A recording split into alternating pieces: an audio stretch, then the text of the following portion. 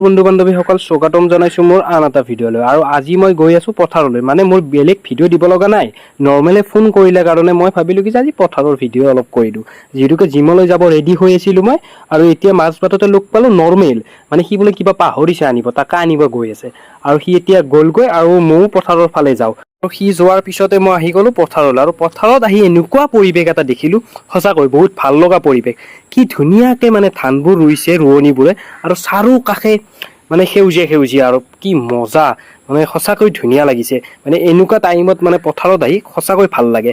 আৰু মই আহি দেখা পাই গলো, এইজন দেখোন কোন, এইজন হৈছে নিপেন দা, আৰু তেখেতে মানে মাছ ধৰি আছে, মানে বৰশী বাই আছে। পিছত মই বাইকৰ পৰা নুমি গলো, নুমি কিনে ভাবিছো ইয়াক মই ডিষ্টাৰ্ব দিম, কিন্তু মোক বেগটো ডিষ্টাৰ্ব দি আছিল। বেগটো মই বাইকত থলো আৰু এতিয়া তাৰ কাষলৈকে যাওঁ, আৰু মানে কি কৰি আছে চাই লওঁ এবাৰ ভালকে। কিন্তু যোৱাৰ আগতে মই দেখিলো মাছৰ টোপোলা, মানে সি এক পলিথিন মাছ পাইছে, দেখিছেনে কিমানবোৰ মাছ কি আনিছে, মানে কি কম।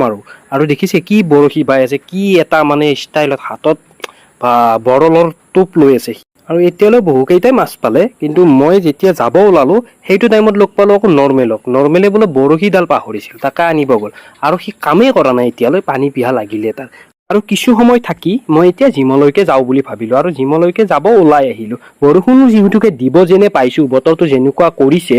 পিছে ভিডিঅ'টো যদি ভাল লাগিছে লাইক কৰিব আৰু শ্বেয়াৰ কৰিব।